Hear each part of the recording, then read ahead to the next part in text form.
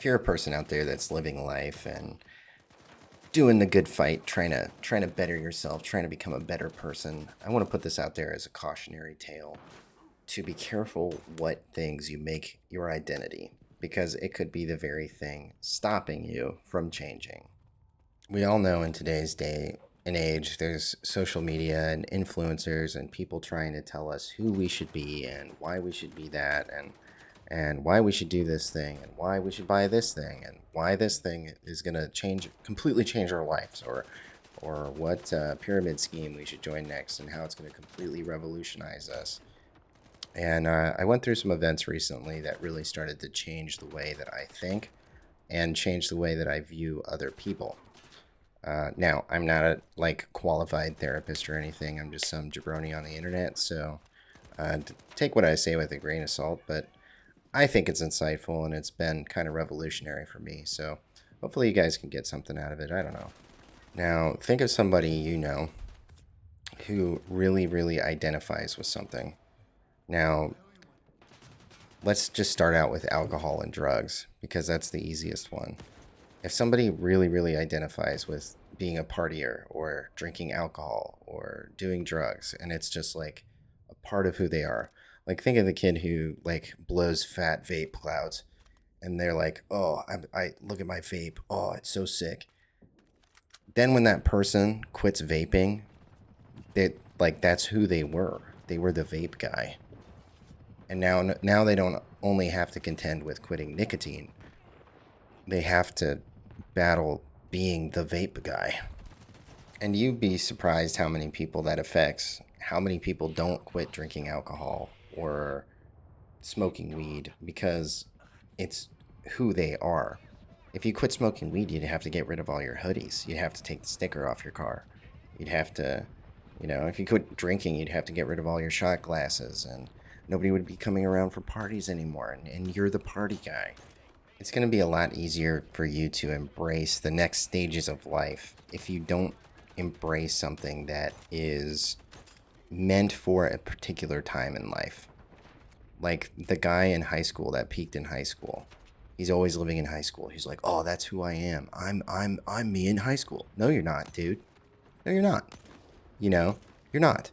You're struggling to find a significant other or get a career going or make friends, or you're not that guy in high school anymore. Now you're just kind of an adult, and you look like a fucking idiot when you talk about high school.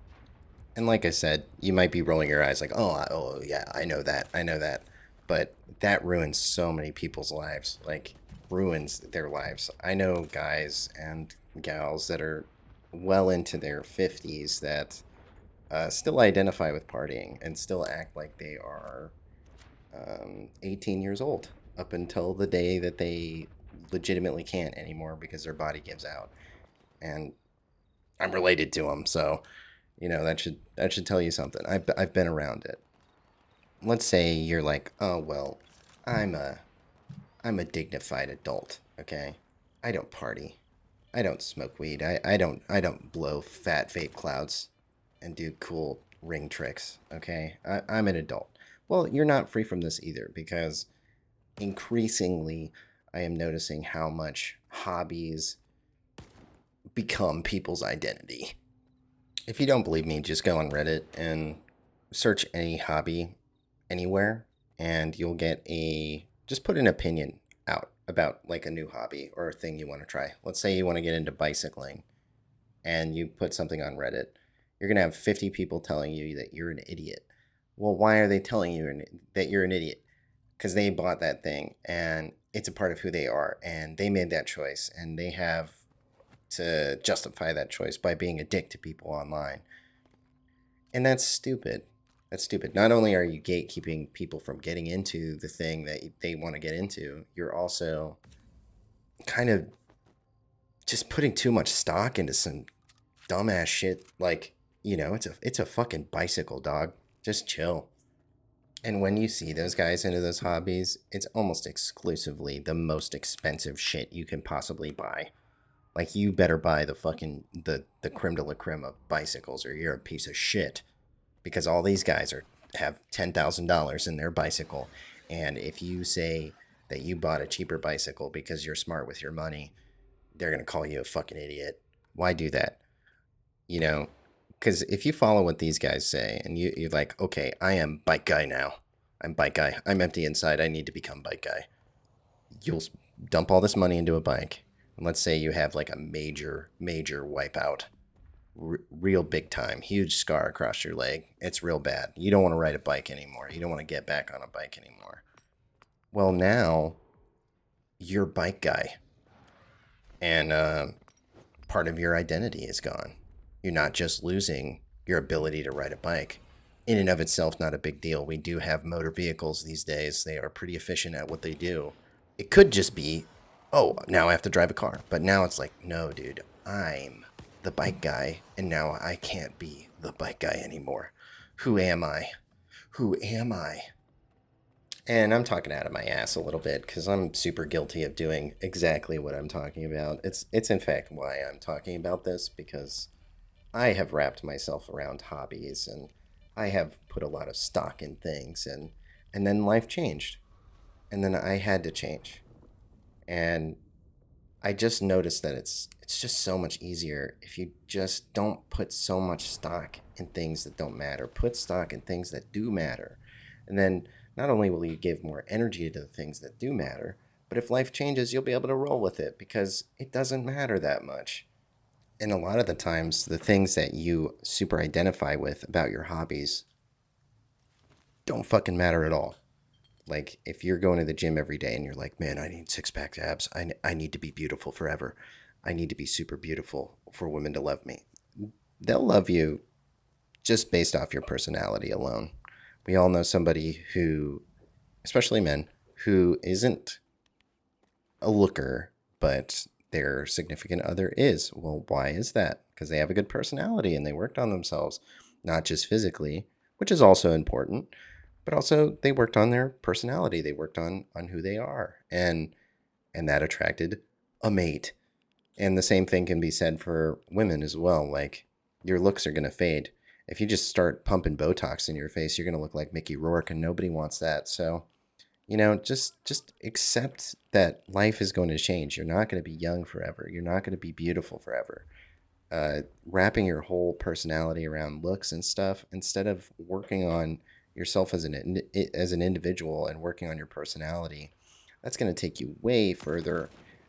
Not saying that I do think that, like, going to the gym and stuff and watching what you eat and that's also important, but just don't make it your whole fucking life, because your looks and your physicality is going to change over time. You're going to be an old fucker someday, and that's okay. It happens to literally everybody who's ever lived to be that old.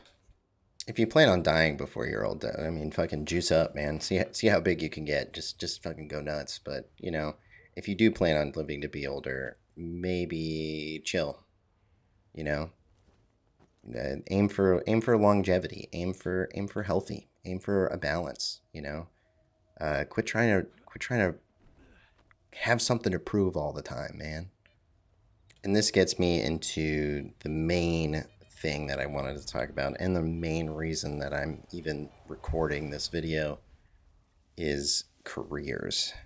Now, this is a big one. Careers. It's been the bane of my existence because I didn't know what I wanted to do as a career. I wasn't a person who just woke up one day and I was like, I want to be a fucking lobotomist, and that's what I'm going to do. I'm going to dedicate my entire life to being a lobotomist. And then I went to college, and then I went to this, and then I became a lobotomist. And it's like, now, oh, yes, I'm a lobotomist. And now that I am a lobotomist, I am better than everyone because I am a lobotomist, and that is just who I am. And if I sound a little condescending, that's because I am. I'm the kind of person, I don't know. I never knew what I wanted to be. Like when I was in elementary school and all the way up till uh, now, people would ask me, "Oh, as a kid, oh, what do you want to be?" And I was like, I don't fucking know, dude. I want to play Call of Duty. That's what I want to do. And so it kind of became like a complex for me. I had a real hard time sticking to jobs when I was younger, and then I finally found my niche. Well, I thought it was my niche, and I stuck with that for a long time. And I, for the first part of my career, I was really digging it.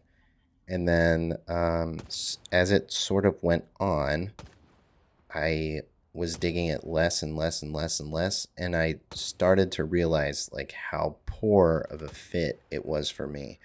As I got to know myself better, it was IT. I was an IT guy, and as I started to try and get certifications, and I got it, I got one. I started to realize that this is super not for me. I'm gonna have to learn from a book forever, and that is just not a skill that I have. I have other skills. I'm good at other stuff, but learning things from a textbook and teaching them to myself to sit in front of a desk all day. I mean, to be honest, I have no idea how I did it for as long as I did, but I did. And I think I pushed through it because I really wanted it to work out. I wanted to be able to tell people I'm an IT guy. I work in tech. And I liked telling people I work in tech. I liked telling that to people, but it was a real gut check when it hit me that it's a super poor fit for me. And it hit me like a ton of bricks. And well, it started like kind of an avalanche. It was one thing at a time and then all at once. And I realized that this is a very poor career for me. And so I made the decision to switch to a trade, and it sort of caused me to have a bit of a identity problem. The more you tell people about, like, I would go around and be like, I'm an IT guy, I'm a tech guy, I do this. People thought I really loved it, and I hated it. People thought I was passionate about it, and it was fake. It wasn't authentic. I had a really hard time every day, but I wanted people to know that I found my thing. And when I switched and I said I'm done, you know, it it hurt. It was a really hard thing to admit. And my point of all this is not to tell you how to live your life, or, even back to the beginning where I was talking about alcohol or weed. I mean, if you smoke alcohol or weed, or if you vape fat clouds, or if you go to the gym, or if you're really into bicycling, or you really love your career, your career is very important to you, I'm not telling you that that's bad.